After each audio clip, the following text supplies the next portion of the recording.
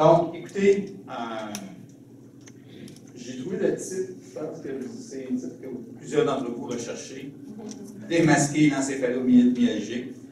Je n'ai pas la prétention de pouvoir vous dévoiler le thème, parce que malgré mes nombreux prix et formations, je suis un nouveau venu dans le domaine. J'ai aucun gêne à vous l'expliquer.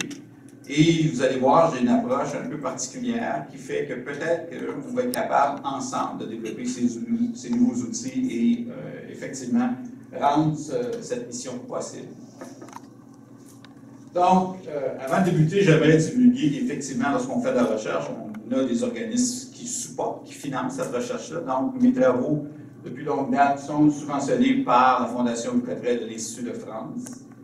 L'Institut de France, pour ceux qui ne savent pas, c'est les 5 grandes académies françaises. Donc, Denis Laferrière a été admis récemment dans l'Académie française des arts et des lettres. Il y en a une pour les sciences. Donc, la première fois que je me suis présenté là, en 2001, petit gars de Montréal, qui ne réalise pas que la Fondation Cottrell, l'Institut de France, c'est l'endroit où l'Académie des sciences, la fameuse Académie avec un grand A. Donc, j'ai perdu 20 livres en sueur, tellement j'avais peur. Donc, après une quinzaine d'années, j'ai un petit peu moins peur et finalement, c'est quand même un endroit extrêmement intéressant. Mes travaux sur l'arthrose sont soutenus par les Instituts de recherche en santé du Canada et plus récemment, via la Fondation Saint-Justine et la Fondation Sibilla S, mes travaux sur l'encéphalomyélite myalgique, connu aussi sous le syndrome de fatigue chronique, mais j'aime mieux personnellement l'encéphalomyélite. On s'habitue à dire ce nom-là. Donc, plan de présentation en quelques lignes. Qui suis-je? Donc, je pense que vous le savez maintenant un peu plus. Donc, j'avais aucune idée que Claudine allait faire autant de flafla avec qui je suis. Docteur Cottrell serait très heureux de voir les reprises que tu as utilisées. J'en suis très flatté. Quelques définitions de la maladie, OK? Mais c'est vous les experts. Moi, je suis un peu un novice ici, mais j'ai fait mes classes également, mais je vais vous expliquer qu'est-ce qui a attiré mon attention sur ces éléments et qu'est-ce que ça nous a permis de développer comme stratégie. On va regarder les symptômes, la prévalence, les origines et bases moléculaires de la maladie, notre approche stratégique expérimentale avec quelques résultats et les prochaines étapes. Donc, je ne vais pas revenir là-dessus. Évidemment, je m'intéresse aux maladies musculosquelettiques, tant pédiatriques qu'adultes.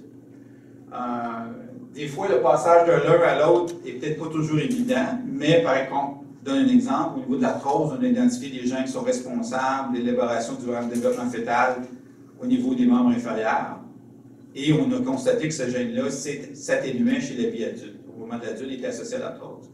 Donc, on est souvent dans une position unique par rapport à d'autres individus qui regardent que les maladies adultes. Si tu n'as pas de portrait complet, si tu ne sais pas comment les membres, par exemple, sont élaborés, ça peut te permettre de manquer des opportunités de recherche. Au même titre, l'encéphalomyélite myalgique, une maladie qui touche davantage les adultes, mais on a quand même un nombre assez élevé d'enfants à Saint-Justine qui en sont atteints.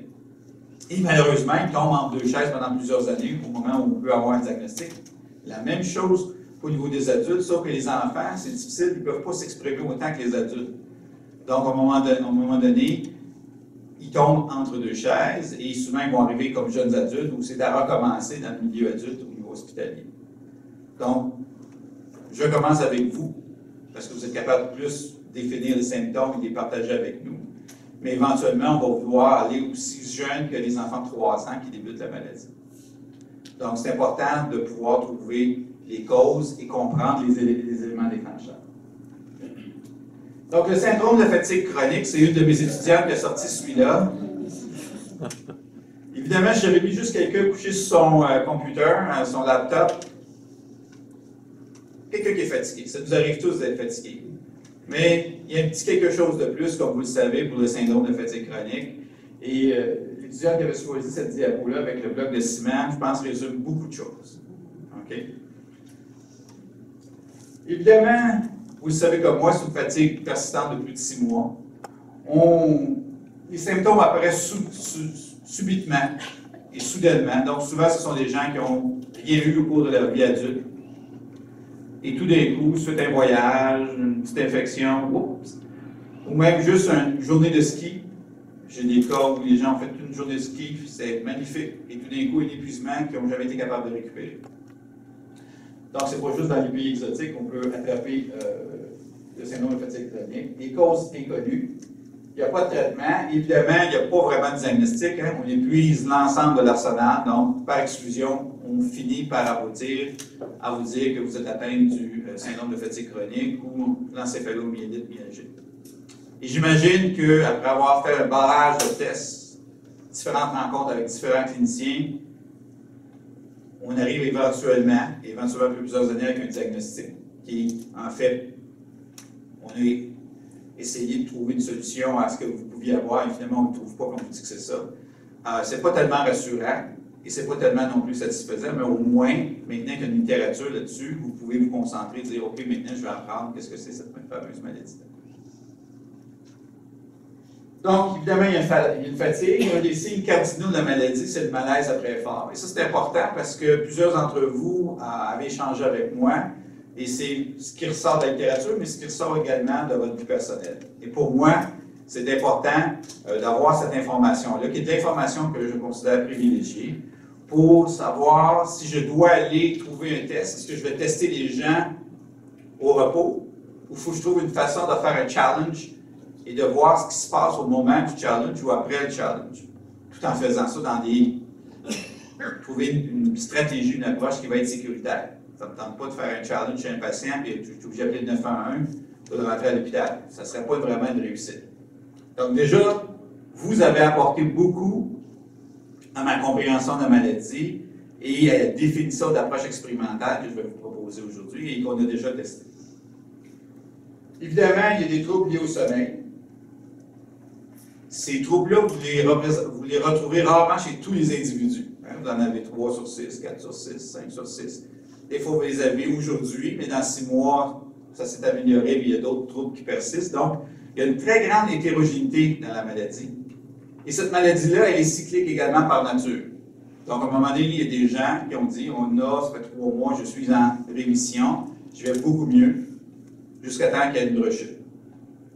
C'est pas vrai pour tout le monde. Il y en a qui n'ont jamais connu de rémission. Et il y en a qui en ont connu une ou deux, souvent de courte durée, souvent des fois un peu plus long. On parle de mois et pas nécessairement de semaines. Donc, il y a cette hétérogénéité-là et cette nature cyclique de la maladie ne nous aide pas et n'aide pas non plus les cliniciens qui essaient de vous traiter ou de vous suivre. Vous vous présentez, vous êtes très malade, le temps qu'on vous donne une série de tests de laboratoire, si vous les passez 6 mois plus tard, ça se peut que vous êtes dans une phase où vous êtes un peu mieux. Les tests ne vont pas révéler la photo Polaroid de ce qui se passe à ce moment-là. Donc, du point de vue de la recherche, je ne peux pas me permettre de tester des gens qui ont un diagnostic mais qui sont mieux aujourd'hui, versus d'autres qui ont le même diagnostic mais qui sont très malades, parce qu'à un moment donné, on va se retrouver avec des carottes, des patates et des pommes. Et ça, c'est la problématique lorsqu'on fait de la recherche avec des maladies complexes. On va avoir probablement plusieurs gènes de prédisposition, des facteurs environnementaux qu'on ne connaît pas vraiment parce qu'on n'est pas capable de suivre leur impact. Et après ça, la nature cyclique elle-même de la maladie. Qui fait que si on voulait tout capturer en même temps, c'est peut-être 50 000, 100 000 patients que je vais tester et vous pouvez vous imaginer les coûts reliés à ce genre de test-là. Donc, on n'est pas capable de faire ça, pas parce qu'on est au Québec, mais parce qu'on est plus intelligent et on est capable de trouver des approches plus pragmatiques pour le faire. Évidemment, il y a plusieurs manifestations neurocognitives qui vont des troubles de l'humeur à des troubles que je vais appeler neuropsychiatriques, mais plus qui vont au niveau de la cognition. Donc, jouer Scrabble, ça peut être demandé, ça peut devenir compliqué. Répondre à des questions, même un questionnaire tout simple, même sur votre iPad, de répondre à un moment donné, rendu à la question 25, on ne sait plus. Donc, ça peut être extrêmement compliqué, on est conscient de ça. Et des débalancements au niveau du système nerveux central, neuroendocrinien, immunitaire, il y a beaucoup de travaux au niveau immunitaire. Donc, quel genre de maladie qui peut faire tous ces effets-là? Ça, c'est le challenge. C'est la question que lorsque j'ai été approché pour, dans un premier temps, faire un peu un état de la situation sur la maladie, ça m'a surpris et ça a été pour moi déjà un premier puzzle. Qu'est-ce qui peut avoir un effet? C'est impossible que ce soit un seul gène. Donc, c'est clair qu'on ne parle pas d'une maladie monogénique. Il y a plusieurs des maladies. On a un gène, une mutation de maladie. Donc ici, on parle d'un ensemble de gènes qui vont prédisposer des individus. C'est clair qu'il y a des facteurs déclenchants. Il y a eu beaucoup de recherches qui ont été faites au niveau immunitaire, des infections, avec plus ou moins de succès. Parce qu'encore une fois, trouver les éléments déclencheurs qui sont déclenchés il y a 10 ans, il y a 5 ans, il y a 15 ans, 20 ans, et après ça, les rapporter à aujourd'hui, c'est un peu difficile à concilier. Donc, il faut trouver des éléments qui vont faire qu'on peut avoir une atteinte multiple avec peu, ou en tout cas quelques molécules clés, et je vais vous amener sur certaines pistes de recherche. Donc, le syndrome de fatigue chronique, probablement, ce n'est pas une maladie rare. Okay? On parle d'une maladie qui est complexe, mais qui est très commune. On parle au-delà de 900 000 individus aux États-Unis. Ça, c'est ceux qui ont un diagnostic. Vous pouvez facilement tripler ce nombre-là pour ceux qui l'ignorent encore. Ils savent qu'ils ne filent pas bien, mais qui n'ont pas vraiment un diagnostic définitif. Puis n'oubliez pas qu'aux États-Unis, tant que vous avez une job, ça va bien parce que vous avez des assurances et vous pouvez accéder au système de santé. Vous perdez votre job parce que vous êtes fatigué, vous ne pouvez plus travailler, vous n'avez plus d'assurance, vous ne rentrez pas dans le système de santé. Donc, ça masque cette prévalence-là. Au Canada, on parle autour de 400 000 patients et au Québec, autour de 70 000. J'ai été fort surpris qu'il y avait autant de patients, même au Québec. Et c'est intéressant d'un point de vue épidémiologique parce que vous savez qu'on a un effet fondateur, donc le Québec un peu comme la Finlande, une petite population qui a fondé l'ensemble. Donc, on risque de trouver des particularités génétiques au Québec, compte tenu de l'effet fondateur, et c'est vrai dans plusieurs maladies. Donc, on va probablement exploiter cet aspect-là. On y retrouve des groupes de tout âge, chez différentes populations ethniques aussi. Les femmes 2 à 4 fois plus souvent que les hommes, et évidemment, la période critique tourne autour de 30 à 50 ans, mais on a de jeunes enfants aussi jeunes que 3 ans qui ont un diagnostic définitif de fatigue chronique. Maintenant, la vraie prévalence. Okay? Ça fait partie des enjeux de la question ici. On dit jusqu'à 2,5 millions d'Américains. Évidemment, la grande majorité d'individus qui en sont atteints ne sont pas encore diagnostiqués. Les femmes vont jusqu'à 4 fois plus de femmes que d'hommes. Malheureusement, ce n'est pas unique à l'encéphalomyélite. La plupart des maladies musculosquelettiques touchent davantage les femmes que les hommes. 2,5 fois plus de femmes qui souffrent d'arthrose que les hommes à partir de 65 ans. Jusqu'à 10 fois plus de femmes qui souffrent d'ostéoporose que les hommes, autour de 65 ans. Après ça, vieillissant, ça s'allonge. La seule maladie qui est associée uniquement aux hommes, c'est la dystrophie du chêne. Donc, seulement les hommes sont atteints. Mais il y a d'autres formes de dystrophie qui touchent les femmes. Mais en règle générale, les femmes, au niveau du système musculo-squelettique, sont davantage atteintes, toutes maladies confondues, et il y a au-delà de 5000 maladies.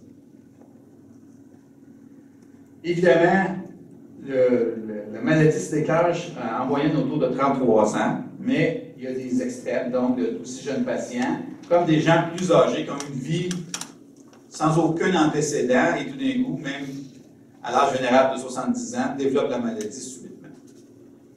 Donc, le message, personne n'est à l'abri de développer un jour ou l'autre l'encéphalomyélite. C'est un peu comme le cancer. Vous pouvez avoir une vie active, bien vous nourrir, et subitement, vous pouvez développer un cancer. Oui, il y a des cancers qui ont des prédispositions génétiques. Mais la plupart des cancers ne sont pas non plus d'origine familiale. Donc, c'est important de sensibiliser la population à cette situation-là, de dire « Ah, bien, vous autres, c'est parce que vous êtes spécial que vous avez attrapé la maladie. » Non. Tout le monde peut attraper cette maladie-là. D'où l'importance de faire la recherche et de soutenir la cause.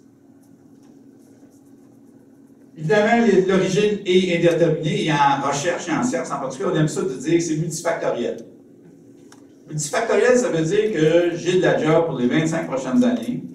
Mon collègue a de la job pour les 25 prochaines années. Et même si on ne s'écoute pas et qu'on pense que nos théories, nos hypothèses sont les meilleures, comme c'est une petite club par rapport à la recherche dans d'autres domaines. Hein. Il y a bien plus de gens qui recherchent au niveau du Parkinson, Alzheimer, et déjà ils s'ostinent entre eux pour les causes ou les thérapies possibles. Donc, imaginez-vous dans une maladie très fréquente, mais il y a très peu de gens qui s'en occupent tant du côté clinique que du côté recherche. ben, tout le monde va avoir raison pendant des années. Donc, si vous regardez les travaux, ceux qui sont publiés dans des journaux scientifiques, personne ne peut dire le contraire de ce que l'autre avance. C'est fait selon les règles de l'art, et donc ça, c'est un challenge. C'est vrai pour l'encéphalomyélite, c'est vrai pour d'autres maladies. Prenez l'arthrose, c'est vrai. Prenez les scolioses idiopathiques, c'est encore plus vrai. Il y a 10 personnes dans le monde qui font de la génétique des scolioses. Je les connais toutes. Et même si on est amis, on fréquente les mêmes forums et symposiums de recherche, on n'est pas d'accord. Et ça peut prendre des années pour qu'on se mette finalement d'accord. Et ça, le temps va nous le dire, puis souvent avec des approches qui vont challenger le système. Donc, moi, quand je me suis embarqué dans ce projet-là, et je devrais dire que je me suis fait embarquer dans ce projet-là par notre ami Boris Duhem, entre autres, je n'avais pas d'idée préconçue. Donc, c'est bien, comme ça, on est ouvert et on peut approcher la maladie avec différentes possibilités. Donc, évidemment, origine infectieuse. Et il y a le premier papier qui a été publié dans le journal Science il y a quelques années a fait un tabac jusqu'à temps qu'il soit rétracté complètement, puisqu'on n'était pas capable de reproduire. Science, c'est parmi les meilleurs journaux, les 10 meilleurs dans le monde. Est-ce que les gens qui ont écrit le papier ont fraudé? Non.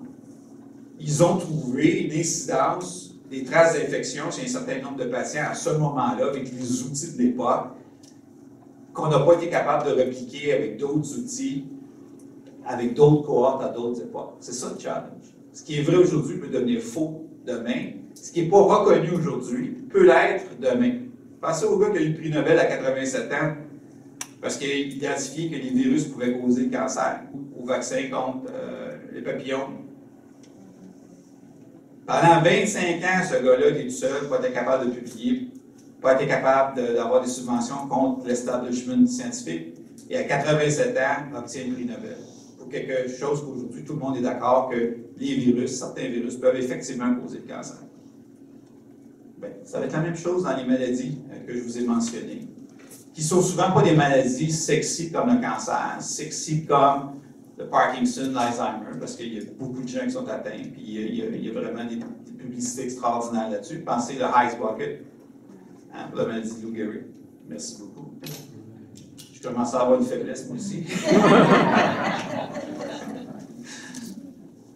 Donc, tout ça pour vous sensibiliser de dire, je veux être extrêmement sérieux dans l'approche que je vous propose, mais il faut aussi faire attention dans ce qui est publié, dans encore plus si c'est des blogs où tout le monde échange n'importe quoi. Lorsque je vois des scientifiques qui participent à des blogs, j'ai des alarmes qui partent parce qu'on devrait être en retrait de ça, que les gens partagent leur vécu, leurs idées, ou ce qu'ils trouvent, ce qu'ils aiment, ou ce qu'ils n'aiment pas, ce qu'ils croient pas, ça les regarde. Mais on ne devrait pas, nous, participer comme scientifiques dans ce genre d'échange-là. J'ai une dame, je ne sais pas si elle est dans la salle, elle nous envoie chaque semaine l'ensemble de l'information des blogs, et je peux l'assurer, cette dame-là, que je les lis. Bon, vendredi soir, avant, je fais la demi-heure, des fois l'heure, dépendant du volume, pour justement voir à la fois les bonnes choses ou les folies qui se disent dans ce genre de choses-là, parce qu'il y a toujours une part de vérité, il y a des éléments qui ne sont peut-être pas maîtrisés, mais qui sont intéressants. On parle d'origine immunologique, souvent les cellules NK, donc on a des cellules natural killer, qui sont des cellules qui sont là pour nous protéger, qui semblent être moins efficaces. Origine musculaire, évidemment, neuropsychiatrique. Prédisposition génétique, ça c'est un peu plus compliqué. Parce que lorsqu'on veut étudier une maladie, comprendre les composantes génétiques, on aime ça travailler avec des populations homogènes. Et votre population, malheureusement, elle est très, très hétérogène. Il y a même des gens dans la salle où vous avez l'étiquette encéphalomyélite myalgique et c'est peut-être pas ça que vous avez. OK? Puis là, je ne veux pas choquer personne là, en disant ça. C'est peut-être autre chose. OK? Puis il peut y avoir des nuances. Fibromyalgie, il y a certaines composantes qui se ressemblent, il y a autre chose. Ça peut être une fibromyalgie qui est devenue l'encéphalomyélite, mais il va y avoir aussi autre chose. Donc, moi, partant, je m'attends et je sais que je vais travailler avec une population hétérogène, et c'est par les tests objectifs de laboratoire que je vais essayer de voir les profils qui vont être à certains groupes. Influence de l'environnement, extrêmement important, non seulement pour les facteurs déclenchants, mais aussi que ces facteurs-là peuvent entraîner ce qu'on va appeler des changements au niveau de la génétique. On va appeler ça l'épigénétique, lorsque l'environnement refaçonne la réponse de votre ADN. Et là, ça devient intéressant de travailler avec, par exemple, des familles, travailler avec des jumeaux identiques, puisqu'on peut aller déterminer les différences. Okay? Je vais revenir sur les jumeaux un peu plus tard. Donc, les bases moléculaires, bien là, vous pouvez prendre toutes les publications, là, ça s'en va dans toutes les directions. Ce qui est certain, c'est que de plus en plus dans les papiers récents, si on regarde les 5 dernières années, on va regarder les processus immunologiques, neurologiques et métaboliques, quoique un peu moins ici. On va regarder quelles sont les signatures, quels sont les gènes quand je prends un bout de tissu qui s'exprime et qui semble être associé à la maladie, versus, donc ça peut être au niveau de ce qu'on appelle les ARN messagers qui vont donner lieu aux protéines, ou de petits ARN non codants qu'on appelle les micro-ARN, et qui, eux, ont une forte influence sur la régulation et la production de ces protéines. Encore faut-il, quel tissu je vais prendre? Hein, ça ne vous tente pas, surtout dans votre état, quand on commence à faire des biopsies à l'aiguille de muscles un peu partout sur votre corps. Hein, une biopsie de la crête iliaque pour vous drill pour aller chercher un peu d'os dans votre bassin. Ça fait très mal, je vous le dis tout de suite. Okay? Ça ne vous tente pas. Il n'y a pas de raison éthique pour lesquelles on devrait vous faire ça. Même si c'est pour faire avancer la recherche, il n'y a aucune raison de le faire. Donc, il faut trouver un véhicule qui va donner une information qui va être à la fois adaptée aux besoins, qu'on va pouvoir traduire en un test clinique qui va nous permettre d'aller plus loin. D'où l'importance de travailler, par exemple, soit avec les cellules sanguines, travailler avec le plasma. Mais comme les cellules sanguines, il y a déjà des différences dans les populations. Encore là, juste le fait d'avoir plus de cellules NK, moins de cellules NK ou d'autres types de lymphocytes. Si je sors les gènes et je regarde le profil de la signature de ces gènes-là, je vais avoir différentes réponses. Tout simplement parce que vous n'avez pas les mêmes populations. Si je ne fais pas attention, puis la journée en plus d'avoir l'encéphalomyélite, vous avez un petit rhume, bien là, je vais me retrouver à ramasser votre réponse au rhume cette journée-là. Et comme certains d'entre vous prenez déjà un cocktail de médicaments, et qu'il est hors de question, même pour les besoins de recherche, qu'on vous arrête de prendre vos médicaments, parce qu'on n'est pas interventionnel là-dessus, on mesure votre état actuel. Bien évidemment, ces médicaments-là vont aussi avoir un impact sur la signature des gènes et même des micro-ARN. Donc, c'est pour ça que je peux faire tous les calculs statistiques, prendre les technologies les plus sophistiquées. Au départ, le matériel de départ, le matériel biologique sont les individus avec lesquels on travaille et on peut aller dans toutes les directions. On peut voir des tendances là, mais il faut être extrêmement prudent dans notre approche et dans notre démarche.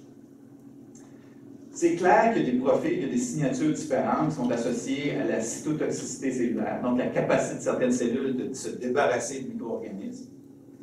Il y a beaucoup de sécrétion de cytokines et d'autres molécules circulantes. Ça, c'est intéressant parce que avec une simple prise de sang, on peut avoir un bilan et commencer à stratifier nos populations. Mais il faut être prudent parce que ces cytokines-là sont dans les cascades. Moi, ce qui m'intéresse, c'est de trouver le point de départ de la cascade. Après ça, s'il y a eu différents événements, puis je mesure les cytokines qui sont à la fin, bien, ça se peut que ça bouge n'importe comment. Un exemple que j'ai dans le cours, je fais ça. Vous avez exactement la même réaction que mes étudiants. Je viens d'avoir plein de cytokines qui viennent de s'élever parce que je me suis fait mal, j'ai donné un coup là-dessus, mon appel cyclique vient de monter, vient de redescendre tout de suite. Là, je continue à mesurer, si mon infirmière prend une prise de sang dans 10 minutes, 30 minutes, 60 minutes, je vais avoir différentes signatures. Quand vous vous présentez au cabinet, si vous dites je suis en forme ce matin, je vais marcher jusqu'au laboratoire Biron. C'est peut-être 15 minutes, 30 minutes de marche, c'est peut-être 15 minutes, 30 minutes de trop qui va changer un peu la signature. Même quand l'infirmière va chez vous dans le contexte de la recherche, il est possible que savoir que vous allez recevoir l'infirmière vous perturbe. Parce que vous avez quelqu'un qui est chez vous, vous allez faire un petit peu plus de ménage, même si vous n'êtes pas en forme, parce que votre maison, vous voulez que ça soit spécial. Je sais, je suis marié depuis 32 ans. Donc, on fait le ménage pour l'équipe de ménage. Donc, vous comprenez. Donc, toutes des petites choses qui sont dans l'environnement, mais qui vont changer votre réponse. Évidemment, il il y a un intérêt avec les micro-ARN pour plusieurs pathologies, puis je vais vous expliquer pourquoi. Donc, les micro-ARN, c'est ce qui ne code pas. Hein? Les ARN messagers, ça donne des protéines. On a besoin des protéines fonctionner. Mais si on regarde l'évolution, donc nous, on est ici, puis on s'en va les mollusques, les invertébrés, les prokaryotes, les bactéries. C'est une grosse bactérie, pas mal. Okay. Vous regardez que plus on est une bactérie, bien, on tient à avoir le minimum, et 84% de l'ARN sert à coder pour des protéines essentielles à fonctionner, à vivre. Surtout que la vie d'une bactérie n'est pas tellement longue. Donc, on ne perd pas de temps à avoir de l'ADN qui sert à rien. Donc, on voit seulement 16% d'ARN non codé. Et plus on évolue, nous autres, seulement 2% de l'ensemble de notre ARN sert à coder pour quelque chose. 98%, ça ne sert à rien. C'est ce qu'on pensait pendant une vingtaine d'années. Mais le sert à rien aujourd'hui est drôlement important. Et ça explique la complexité des organismes complexes comme le nôtre, puisque un seul micro-ARN peut bloquer l'expression de 200 ARN messagers. Ça peut être 200 gènes différents qui sont dans des cascades différentes. Et on parle ici juste d'un petit bout, d'une vingtaine de nucléotides. Donc, si j'en ai trop, évidemment, je vais aller inhiber, mais s'ils diminuent, peu importe la raison, ces gènes-là vont être surexprimés. Et ils sont associés à la maladie. Et ce qui va vous intéresser particulièrement, c'est qu'un certain nombre de ces micro-ARN-là vont bouger, donc vont augmenter ou diminuer en fonction de l'effort, des exercices, de la biomécanique, des hormones, même des médicaments. Donc, ce n'est pas banal, puisque chacun d'entre eux peut aller jusqu'à contrôler 200 autres gènes. Et combien qu'on en a de ces micro-RNA? 2500 actuellement, qu'on a connu, classifiés. Et il y a des bases de données puissantes qui nous permettent de les étudier. Donc, c'est probablement une des pistes au niveau de la recherche biomédicale les plus importantes, puisque on peut non seulement les suivre, donc d'avoir la signature et prédire qui va être à risque de faire la maladie, qui va être à risque de progresser dans cette maladie-là, donc d'avoir des cas plus sévères, plus graves, mais on peut les bloquer. Donc, on peut s'en faire des outils, prendre la même technologie pour aller les bloquer. Donc, c'est ce qu'on fait maintenant au niveau des cancers, dans certaines maladies cardiovasculaires, et même dans la dystrophie de Duchenne, où on va aller bloquer certaines formes mutantes de la dystrophine pour permettre d'avoir des formes écourtées qui vont être moins efficaces, mais plus actives que la forme mutée. Donc, les défis d'un point de vue du chercheur, c'est qu'évidemment, les causes sont encore inconnues. On a plusieurs symptômes qui ne sont pas tous partagés. Mais c'est clair que vous avez 6 symptômes, ce n'est pas 6 gènes. Hein, ça peut être peut-être 6 pathways qui vont impliquer 1000 gènes. Et que chaque gène va peut-être avoir, tout ensemble, peut-être une contribution de entre 0 et 20%. Et 20%, je suis hyper optimiste. Par rapport à d'autres maladies complexes qu'on connaît. Pensez au diabète de type 2. Chaque semaine, on découvre à peu près une vingtaine de nouveaux gènes. Et lorsqu'on les met tous ensemble, on n'arrive même pas à 12%. Des gènes qui régulent la grandeur. Ça, c'est mon histoire préférée au niveau de la grandeur. La grandeur, vous n'avez pas besoin de médecin. Vous êtes tous spécialistes d'être capables de mesurer de grandeur. Quand vous l'avez fait chez vos enfants, on suit les enfants. Une étude sur 55 000 individus. C'est une grosse cohorte, ça. 55 000 individus ont identifié 12 gènes essentiels à la régulation de la grandeur. Ces 12 gènes-là expliquaient 2% d'une variance entre 1 et 2 cm de différence dans la grandeur. Donc, on ne parle pas d'un pygmée avec le géant ferré. Donc, 12 gènes qui ont coûté des millions de dollars pour les trouver, parce qu'on a testé 55 000 individus. Wow! Papier dans Nature Genetics, extraordinaire, le cover page, ça fait des journaux, les gens ont été à CNN, extraordinaire. Très flatteur pour les goûts. Qui explique 2% d'une variation de 2 cm qui, du point de vue clinique, 0,0. Hein, si on expliquait 10 cm, ça commencerait à faire une différence, mais 2 cm. Et même le chercheur principal de l'étude, lorsqu'il nous a relaté là-dessus, il dit très bon pour l'ego, on est content, on a fait un papier d'un point de vue méthodologique, analyse statistique, exceptionnel. D'un point de vue pragmatique, d'un point de vue pertinence clinique, 0,0. Donc, c'est là qu'il faut faire attention à dire qu'est-ce que ça veut dire de faire ce genre d'études-là. Ça veut dire que plusieurs autres gènes, plusieurs autres signalisations croisées avec l'environnement qui vont réguler la grandeur d'un individu dans une population donnée. Est-ce qu'un jour, on va trouver tous les gènes de la grandeur? Est-ce qu'un jour, on va trouver tous les gènes qui régulent l'hypertension? Hein, l'hypertension, c'est encore facile à mesurer.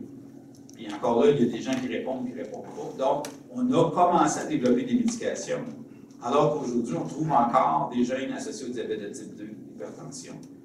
Donc, ma prédiction que je fais aujourd'hui, vous pouvez me citer, vous pouvez prendre mon nom, c'est qu'un jour, on va commencer à traiter l'encéphalomyélite myalgique avant même qu'on ait l'ensemble de tous les gènes qui causent la maladie.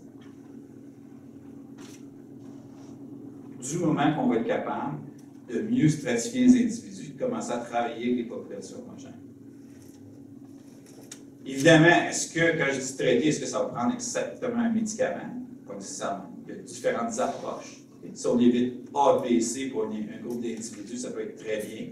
Puis on donne D, E, F à notre groupe au niveau de la nutrition. Par exemple, le fait de faire ou de ne pas faire l'exercice.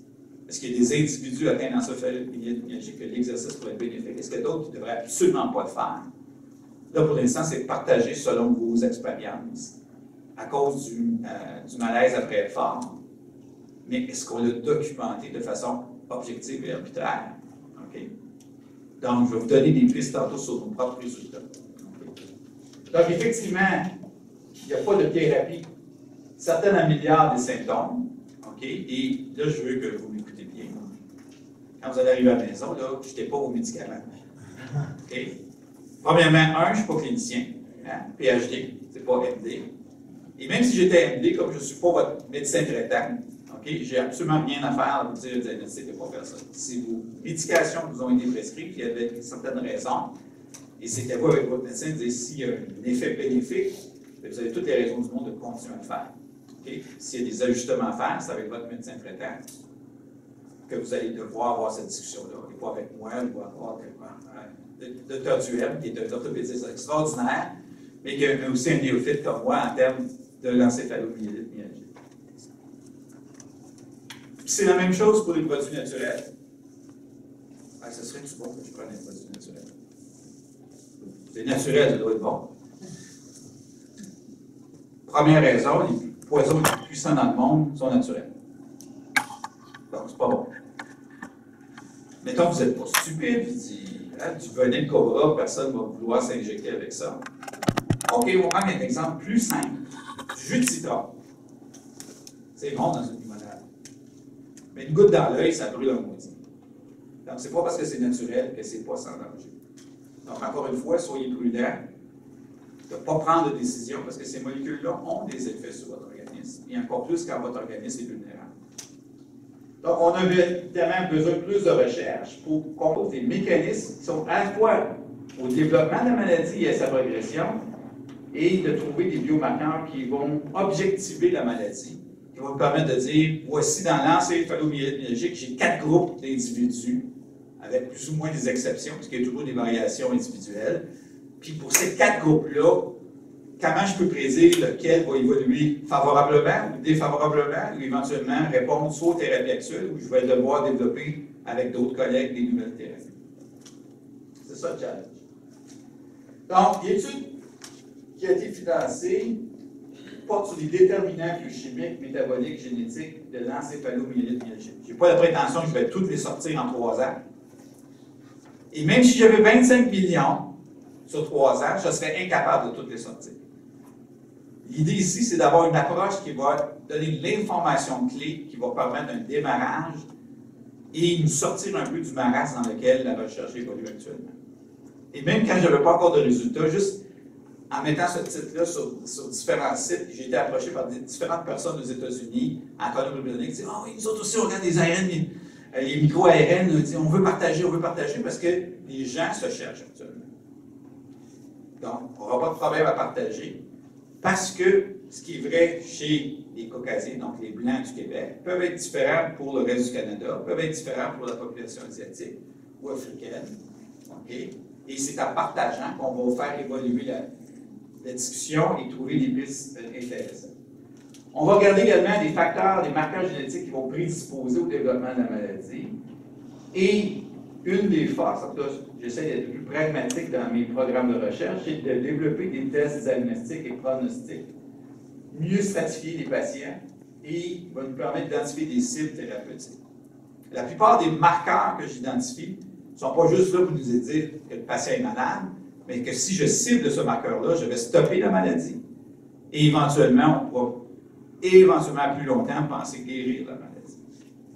Donc, l'effort n'est pas juste de trouver quelque chose qui est associé à la maladie parce que les statistiques le disent, mais est-ce que ça a un impact certain sur différents groupes de patients? Donc, l'approche stratégique, ça c'est important que vous compreniez ça parce que je sais que vous êtes férus de littérature scientifique. Et je ne vous connais pas particulièrement, là, mais votre groupe m'intéresse particulièrement parce que vous échangez beaucoup avec moi et les membres de mon équipe. Avez-vous vu ça? Avez-vous vu ça? Il y a une vidéo de blog. Je vous le dis, là, je sais que vous avez juste ça à faire. Et vous êtes bon dans ce que vous faites. OK? Donc, le danger, c'est je ne veux pas être biaisé. Donc, si tout le monde dans la salle me dise « Oh, la vitamine X, Y, Z est extraordinaire, le docteur Samuels ensuite l'utilise, puis sur 3 patients, et ça a l'air d'avoir marché. » J'ai aucune idée c'est qui le docteur Samuels. Puis j'irai pas voir c'est qui, parce que j'ai mon programme à m'occuper. J'en prends bonne note. Si par hasard je tombe sur la vitamine X, Y, Z, moi aussi de mon côté, je me souviendrai qu'il existe un docteur Samuel qui l'aura testé sur 3 patients pour voir qu'est-ce qu'ils avaient spécifié ces patients. OK? Pourquoi je vous dis ça? C'est parce que si je travaille au niveau de la génétique, hein, ici c'est plus là, on a à peu près 28 000 gènes. OK? 28 000 gènes, c'est beaucoup, puis c'est pas beaucoup. Mais lorsque je trouve un variant, je ne parle même pas de mutation. Mutation, c'est parce que ça cause quelque chose de mal. Mais un variant, il peut être là naturellement, avoir aucun impact. Il peut détruire ce gène-là, mais si ce gène-là a 3 autres membres de la même famille, donc 3 autres gènes qui codent pour à peu près la même protéine, je ne verrai pas d'impact. Donc ici, on peut avoir des milliards de variants. Et on a tous des variants. On a des variants qu'on appelle privés. OK? Mais qui ne sont pas associés à une maladie, parce que soit j'ai une gène qui va produire une protéine de remplacement, parce que j'ai une redondance, ou j'ai d'autres choses qui fait que, oui, j'ai cette mutation-là, mais j'ai un gène qui est encore plus actif qui compense dans le même pathway. Donc ça ici, c'est ce que j'appelle qu'est-ce qui peut arriver? C'est une promesse. C'est quelque chose qui nous titille, mais on est très loin de la cause d'une maladie. Évidemment, si c'est une maladie monogénique, un gène de maladie, parfait. On peut étudier la protéine, on peut la surexprimer, on peut regarder la protéine vitale. Si j'ai un gène mutant et le gène cause une scoliose, j'ai peut-être trouvé un gène de scoliose. Mais c'est plus une promesse. Parce qu'après ça, il faut faire plus de choses. Donc, habituellement, moi, je ne commence pas ici, je commence ici. Donc, qu'est-ce qui peut arriver? Qu'est-ce qui semble être en train d'arriver? Parce que l'ADN, c'est le blueprint, hein? C'est le modèle de base. Toutes vos cellules ont la même information génétique. Mais tous ces gènes-là ne sont pas activés, donc selon la présence d'une machinerie dans le muscle, vous allez avoir des gènes de muscle qui vont continuer à s'exprimer. Ce ne sont pas les gènes qui vont coder pour les protéines osseuses, heureusement, sinon vous allez avoir une autre maladie très sérieuse. Donc, ici, c'est ce qu'on va appeler la transcription. Donc, ici, on a à peu près 150 000 transcrits. Donc, ça, c'est déjà plus intéressant parce que l'abondance relative, j'en ai plus, j'en ai moins, ça peut me donner la puce à l'oreille. Mais on sait que souvent, les transcrits, même si j'en ai beaucoup, beaucoup plus, ne sont peut-être pas traduits par la machinerie. Donc, ça peut être une fausse piste. Donc, on va regarder au niveau des protéines. Donc, encore une fois, là, on se rapproche parce que c'est les protéines qui font l'ouvrage. Donc, si j'ai trop peu d'une protéine. Si j'ai une protéine mutante, évidemment, elle ne serait peut-être pas capable d'être efficace. Ou si ma protéine se retrouve dans le noyau, normalement, parce que c'est un facteur de transcription, elle fait sa job, mais si elle n'est pas capable de rentrer dans le noyau, puis elle reste dans le cytoplasme, elle peut séquestrer d'autres protéines, normalement, elle ne devrait pas le faire. Donc, ce n'est pas parce que j'en ai plus, j'en ai moins. Il faut aussi suivre où elle se trouve. Donc, il y a des outils très sophistiqués en protéomique. Et à la fin, ces protéines-là peuvent aussi être fragmentées, on peut avoir de plus petites molécules, qu'on appelle des métabolites, et qui, eux aussi, vont jouer un rôle critique là-dedans. Donc, plus on s'en va vers ici, plus c'est complexe. Et si on regarde les technologies, ici, ça coûte presque rien maintenant faire le génome. Hein, on parle de près de 1 000 $, 2 000 $ pour faire le génome humain complet.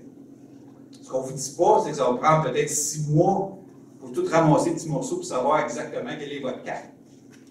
Là, c'est les bioinformaticiens qui font des dollars pour ça. Hein, parce que les outils informatiques, le big data, prend beaucoup de temps et de sous. Ici, ça prend des mass specs, ça prend toutes sortes d'analyses sophistiquées, donc moins matures, plus complexes. Mais par contre, plus on travaille dans cette extrémité-là, avec les molécules qui sont associées à la maladie, plus on s'approche des causes réelles de la maladie. Et c'est pour ça que je commence habituellement quand je travaille avec les maladies. Toujours ici, puis après ça, je vais à rebours pour identifier les gènes défectifs. Donc, dans le symptôme primordial, vous avez l'ensemble des symptômes ici. Je ne vais pas vous les repasser, mais certainement que celui-là, le malaise après l'effort, est un des symptômes cardinaux de la maladie. Et ça va beaucoup intéresser parce que je dois capturer les événements qui se passent chez le patient suite ou pendant l'événement. Mais évidemment, je ne veux pas que vous crachiez à la maison, qu'on soit obligé d'appeler le 911, ou cracher à Sainte-Justine, pour ceux qui se déplacent à Sainte-Justine, parce qu'il y a un patient adulte dans un hôpital pédiatrique, ça cause des problèmes. Surtout quand le chercheur est en plus pas clinicien. Donc, on ne veut pas cette situation-là. Donc, suite, et ça, c'est vraiment un échange des patients avec moi, okay, où on a bâti ensemble un peu un essai. Donc, je dois trouver quelque chose de simple. Donc, dans la phase pilote qu'on vient de compléter, on dit on doit trouver une stimulation. Je dois faire un challenge que je vais appliquer à tout le monde. Donc, même si j'ai une pomme, une carotte, une banane, vous pouvez changer les noms si le fruit ne me convient pas, là, ou de légumes. Si j'applique le même standard, la même stimulation, je vais avoir une réponse différentielle. Et la nature de la réponse entre les patients et avec des sujets à parier pour le sexe comme l'âge, parce que je ne vais pas prendre des références chez des enfants pour des adultes et vice-versa. Je vais être capable de trouver une information, puis je vais voir ce que c'est normal ou anormal, en sachant qu'il y a quand même des variations individuelles. Et on doit dire ici la stimulation, quel niveau de stimulation pour rester sécuritaire. Est-ce que je peux voir rapidement des événements ou évidemment, vous imaginez que si je vous stimule puis le lundi, puis je vais aller vous mesurer le vendredi, le lundi suivant, puis l'autre vendredi, je vais manquer de sous pour faire l'étude, puis je vais manquer d'infirmières aussi. Ça va être compliqué pour le faire. Donc, il faut que je trouve quelque chose qui peut être raisonnable dans le temps. Donc, on a défini jusqu'à 90 minutes la stimulation. Pourquoi 90 minutes? Parce qu'il y a beaucoup d'essais fonctionnels dans les hôpitaux qui durent à peu près ça 1 heure et demie. Ce n'est pas tous les tests, mais c'est dans la norme acceptable. Et jusqu'à maintenant, les gens qui ont accepté de participer n'ont pas trouvé ça excessif. C'est sûr que dans votre situation, même être assis, et je vais vous expliquer la stimulation, ça peut être déjà difficile. Okay? Mais il faut commencer quelque part. Dans cette période-là, donc, on prend à T0 avant la stimulation, prise de sang, pour mesurer différents facteurs chimiques, biochimiques. Et ces facteurs-là, je ne vous les nomme pas. Okay? Pas parce que je ne suis pas fin. Je vous rappelle que c'est vous autres les maniaques de littérature. Donc, si je commence à vous donner les vrais noms, je ne serai pas rendu à Montréal, que je vais avoir 150 courriels. Avez-vous vu ça? Avez-vous vu ça? Je ne comprends pas. Ils n'ont pas regardé ça. Fait que si les autres n'ont pas regardé, vous perdez votre temps avec ça. Je vous connais maintenant. Ce sont de vrais facteurs. Ils seront partagés avec notre comité visa médical. Ils vont être publiés. Mais tant que je n'aurai pas conclu sur la validité clinique et la capacité de reproduire ces facteurs-là, on va s'amuser avec l'alphabet si ça vous convient. OK? Les micro-ARN circulaires vont être testés dans la même échantillon, donc dans le sérum. Et quand on sépare l'échantillon sanguin, on a les cellules sanguines qui vont nous permettre, pour l'analyse génétique, aussi pour des réponses, des tests de signalisation cellulaire. Chez certains des patients qui ont participé, on a même testé la main après 24 heures. Je pense que, fort de l'essai qu'on a fait sur un plus grand nombre de patients, je pense qu'on n'est plus obligé d'aller tester 24 heures après, parce qu'il fallait se représenter au domicile du patient. Même si on était bien reçu, vous pouvez vous imaginer que ça prenait des coûts quand même importants. L'urine du matin. L'urine du matin est intéressant parce que la plupart de ces facteurs sanguins-là peuvent se retrouver dans l'urine. Pas tous, mais la plupart. Et on pourrait envisager éventuellement un suivi à plus long terme. On vous enverrait par la poste un petit guide avec une petite bandelette. Vous remplir régulièrement votre urine et surtout, je ne file pas, je teste. Je file super bien, je teste. Mais au moins, je sais que ce test-là est associé à je ne file pas et je file bien. Et si je vous suis sur 3 mois, on peut faire sécher le truc, ça s'envoie, c'est codé. En autant qu'on a le je file bien, je ne file pas bien, puis avec d'autres informations, il y a un genre de petit cahier de route. On peut tester rapidement au niveau du laboratoire ces tests-là. Donc ça va être plus pour le suivi éventuellement à long terme, lorsqu'on a identifié quelque chose qui va nous permettre de voir votre évolution, puis éventuellement penser que là, on va éventuellement considérer des traitements. On pourra faire peut-être ce monitoring-là de ces traitements-là, de façon économique. Le Dr Barrett va adorer ça, parce que vous allez participer à l'évaluation de votre santé sans aller dans les hôpitaux. Je vous ai dit, je suis très pragmatique. Donc, quel est ce test-là? Bien, on vous donne un massage. Pas personnellement, ni les infirmières, là, OK? C'est pas le temps de fantasmer, messieurs. C'est un appareil, c'est son vrai nom, qui est disponible. Donc, l'appareil sert qu'à faire ça dans la vraie vie, donc donner des massages, où on a une bandelette qui gonfle, OK? Et qui se gonfle, se dégonfle, OK? À la fonction de 0,006 Hz, qui va varier entre 0 et 4 PSI. Donc, c'est quoi ça? C'est plus doux que quand vous poignez une poire et vous la squeezez. C'est vraiment... Puis il n'y a pas de danger que l'appareil s'emballe, vous écrase.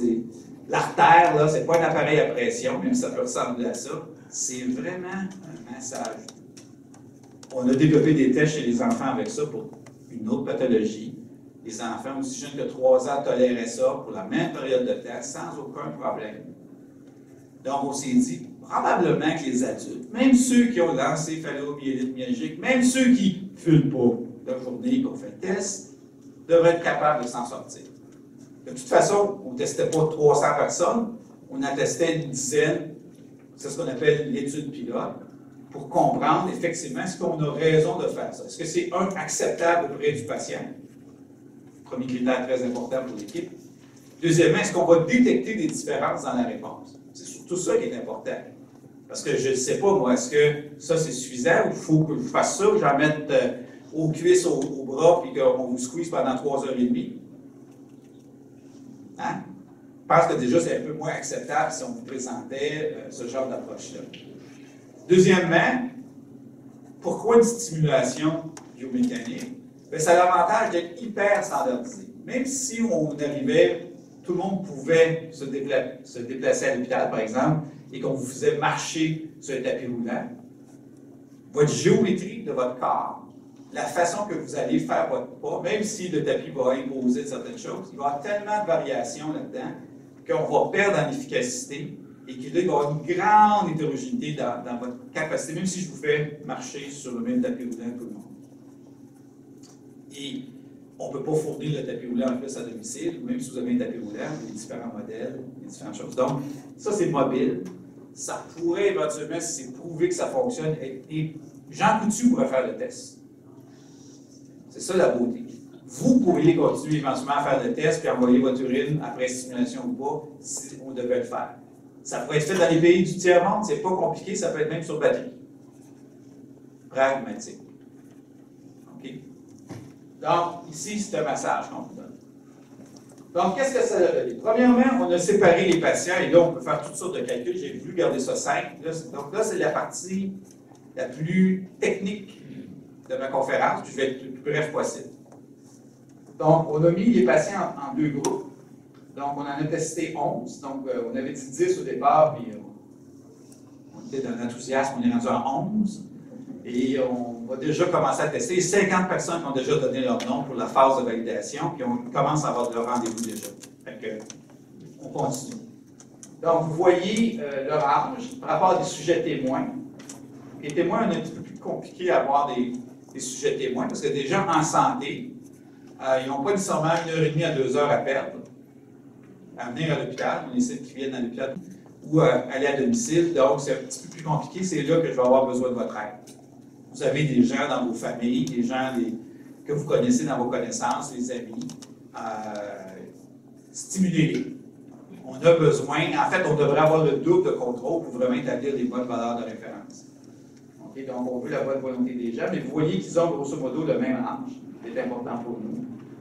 On voit que le groupe 1 est beaucoup plus jeune au moment du début de la maladie, 37 ans au lieu de 43 ici. Et effectivement, ils ont un niveau d'activité rapporté entre 0 et 3 heures. Donc, ils sont, selon leur dire, puis on n'a pas le moyen de valider ça, mais si les gens nous disent que j'ai à peu près 3 heures d'activité, on va les croire, alors qu'il y a d'autres individus qui ont plus de 3 heures. Il y a des gens qui ont des activités jusqu'à 10-12 heures. Mais est-ce qu'on est dans la bonne phase du cycle, puis que si dans 6 mois, je les reconsulte, ils vont être plus dans 0,3 heures. Donc, pour l'instant, on est parti à ce niveau-là. Et ça, c'est le nombre d'années avec la maladie. Donc, ce sont déjà des gens qui sont malades depuis un très bon bout de temps. Pour le facteur P et S, puis essayez pas de deviner, là, parce qu'il y a des facteurs qui s'appellent P et S aussi en littérature, ça n'a aucun rapport. Ça n'a aucun rapport. Il y a une substance qui s'appelle la substance P dans le cerveau, ça n'a aucun rapport. Okay? Donc, faites-moi plaisir, là, ne cherchez pas. Parce que ça va faire le même résultat. On va avoir 350 courriels. Hey, c'est-tu la substance P de Komodo? Ce n'est pas. OK? Mais c'est quelque chose qui existe. Donc, avant stimulation et après stimulation, donc, on voit le delta, c'est ça qui m'intéresse ici, que ce groupe-là, malgré qu'il y a moins de facteur O, surtout avec une augmentation assez importante, celui-là n'augmente pas. Donc, ici, ce qu'on ne sait pas encore, c'est le fait d'augmenter, c'est normal, puisque les sujets contrôle augmentent. Il n'y a pas de différence statistiquement significative. C'est le de ne pas augmenter qui m'intéresse ici. Okay. Donc, on doit regarder ça. Et il faut prendre les statistiques avec un grain de sel ici, en ayant des petites populations, d'où le groupe de 50 plus 50, qui va être la vérification pour aller chercher des statistiques plus robustes. Mais l'idée, c'est quels sont les marqueurs qu'on va poursuivre dans la validation. Donc, c'est pour ça que la phase pilote, c'est une phase exploratoire qui nous indique là-dessus. Pour le facteur S, il y a une anomalie, toujours dans le premier groupe, donc celui qu'on pourrait dire qui est peut-être le plus malade, c'est qu'on a une inversion. Donc, normalement, avant et après solution, la stimulation fait que ce facteur-là augmente légèrement dans le deuxième groupe, beaucoup plus chez les patients, mais ici, on a une inversion complexe. Il faut avoir déjà testé ces facteurs-là dans d'autres populations. Je n'ai jamais vu d'inversion sur ce facteur-là, dans d'autres pathologies.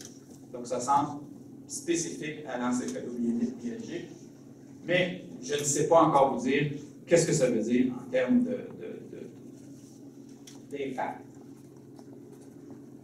Pour le facteur F et H ici, le facteur F, on voit que pour les deux groupes de patients, on a une inversion. Donc, on diminue après la stimulation, alors qu'on a une augmentation nette chez les sujets témoins. Et chez le groupe de facteur H, vous voyez que les niveaux de base déjà sont extrêmement élevés de ce facteur-là comparativement au contrôle. Et qu'à stimulation, que dans les 3 cas, on a un delta positif, ça veut dire que le massage augmente ce niveau-là. Et il augmente d'autant plus dans les deux groupes, ici, notamment dans le groupe 2. Donc, qu'est-ce que je peux vous dire aujourd'hui de ces 4 lettres d'alphabet? C'est ça que vous voulez savoir. Premièrement, il y en a une qu'on va mettre de côté puisqu'on n'a pas trop d'informations. Le groupe encéphalomyélite 2, il y a une augmentation importante ici. Le facteur O est une cytokine pro-inflammatoire. Il y en a à peu près 800. Cherchez-les pas. OK? La lettre est-tu la première dans le mot ou pas? C'est même pas vrai. Cherchez pas, s'il vous plaît. Mais on a testé au laboratoire, c'est pas encore publié, que ce facteur-là peut inhiber la signature de plusieurs récepteurs GPCR, qui sont des récepteurs extrêmement importants, qui vont réguler le métabolisme, par exemple, au niveau de l'humeur, qui vont réguler la sérotonine, qui vont réguler la mélatonine, qui vont réguler la dopamine. Déjà, ça, c'est trois hormones importantes qui régulent, entre autres, l'humeur, mais qui régulent aussi le métabolisme osseux. Le facteur F, toujours dans le groupe encéphalomyélite 2. Je vous rappelle que ces groupes-là sont juste sur l'arbitraire de la période d'activité. OK? Donc, ils diminuent après la stimulation. C'est pour ça qu'il y a une flèche vers le bas avec un S. Lui, il est intéressant, puis on va vous questionner là-dessus, parce que ce facteur-là existe dans la salive, où il semble prévenir la colonisation de la cavité buccale du pharynx par des bactéries pathogènes. Donc, dans les symptômes, il y a des sous-groupes de patients qui se plaignent d'avoir des maux de gorge sans sécrétion. La chute de ce facteur-là, suite à un effort, et qui pourrait perdurer dans le temps, pourrait exposer ces gens-là, en assumant que les changements qu'on voit dans le sang surviennent au niveau de la salive, et souvent, pour l'instant, c'est vrai. Donc, cette nouvelle association-là, au fait que je n'avais pas porté attention moi-même au niveau des maux de gorge inexpliqués chez ces patients-là, le pharynx, c'est la gorge ici, devient une explication extrêmement intéressante. Et dans les questionnaires, on ne vous a pas questionné là-dessus. Donc, on va retourner pour les participants, on va participer en vous demandant là-dessus et de voir, d'isoler ceux qui répondent et là, de voir est-ce qu'effectivement, c'est ceux qui ont décidé qui chutent, ils ont plus souvent un mot de gorge inexpliqué à ce moment-là. Donc, je veux vous faire comprendre que j'ai besoin de vous, qu'on travaille ensemble. Je ne peux pas réussir, même si j'ai une grande équipe et des gens fantastiques avec moi, si vous n'êtes pas à bord, parce que ça va être des échanges aller et retour. Et ça, c'est peut-être ça qui va faire la différence entre nous, au Québec, et peut-être ailleurs dans le monde, où les gens vont dire « j'ai mes cobayes, je les siphonne, je ne leur parle pas, moi je suis grand scientifique, je fais les calculs, les statistiques, voici mes publications, mes conclusions. » Je dois vous avoir, pas juste comme participant, mais comme partenaire.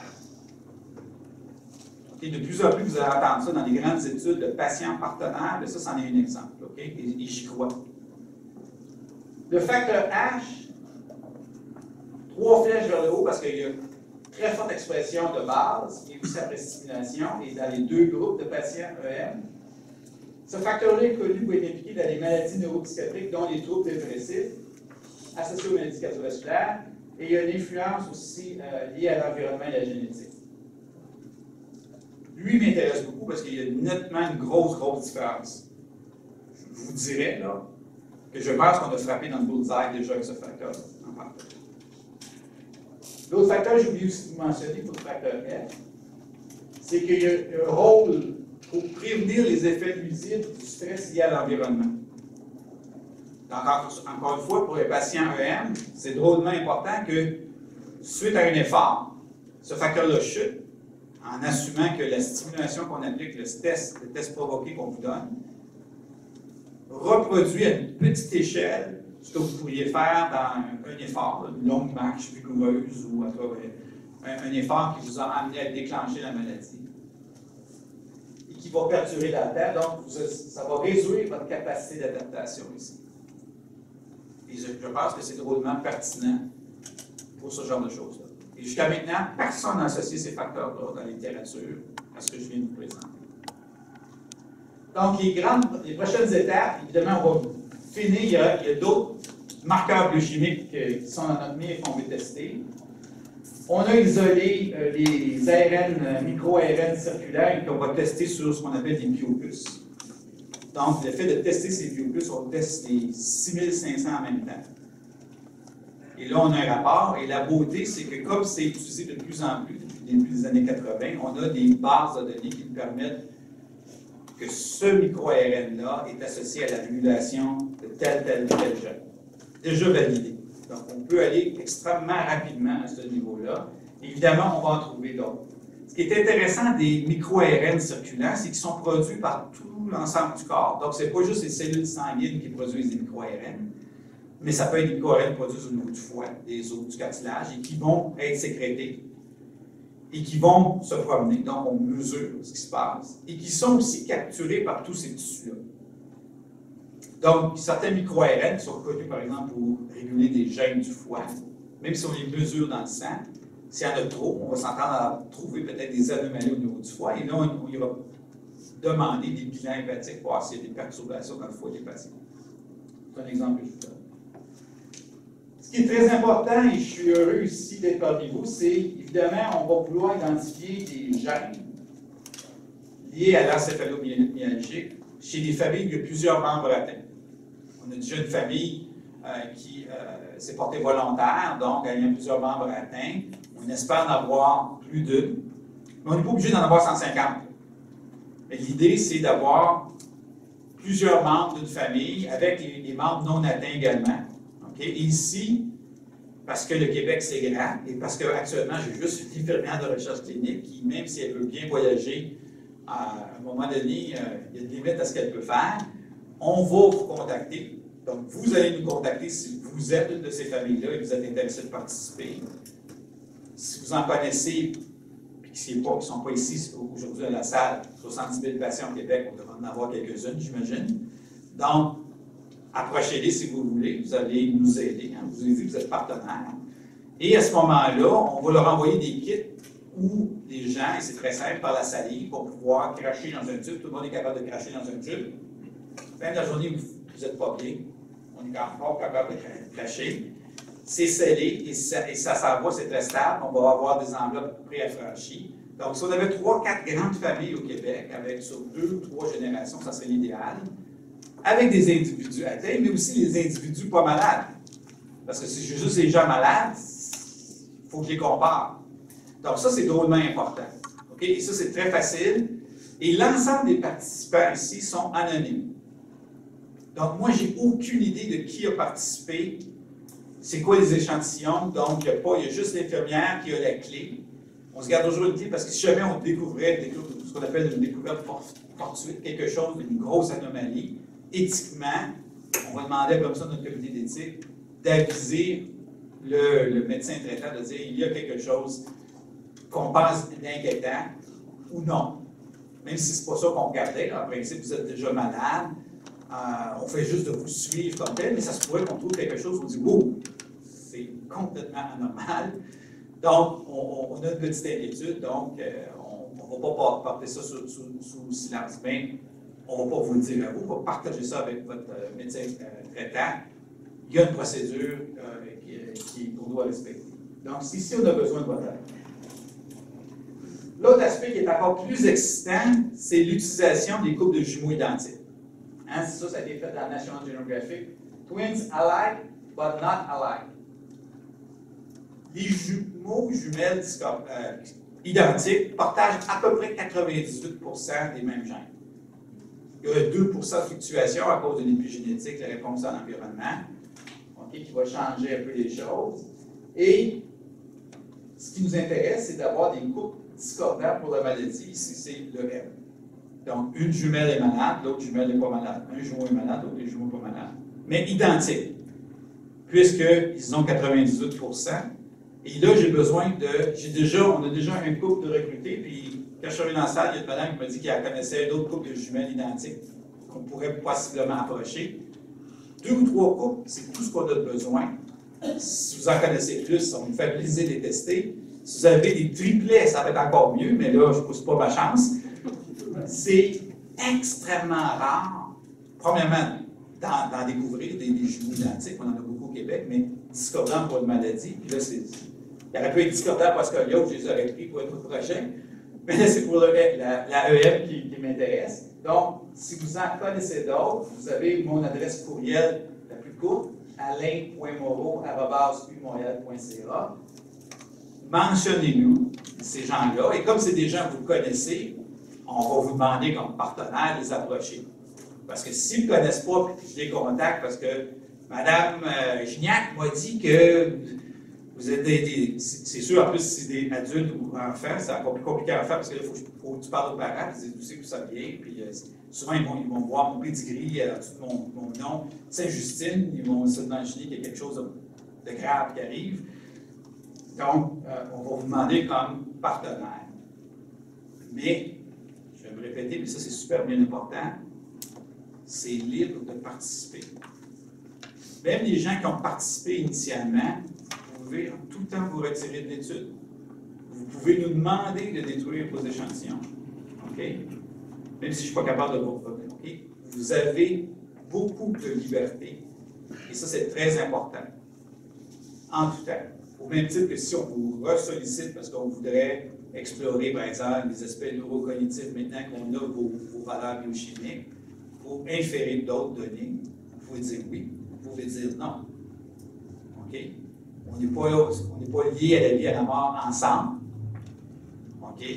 Mais comme vous aimez m'envoyer des courriels, de temps en temps, je vais vous envoyer aussi des courriels. Ça va aller dans les deux sens pour le faire, mais j'ai vraiment besoin de votre participation. Donc, si vous connaissez des gens qui sont des jumeaux, des jumelles identiques, peu importe leur âge, mais qu'un est en santé et l'autre a développé la maladie, on voudrait les faire participer à l'étude.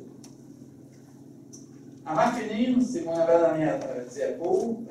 J'ai constitué un comité médical consultatif parce qu'éventuellement, il va falloir qu'on puisse tirer des conclusions qui vont avoir un impact médical.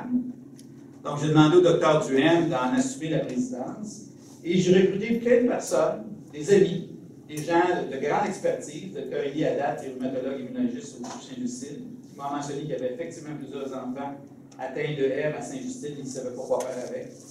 Dr Suzanne Morin, qui est rhumatologue au CUSUM à l'Université McGill.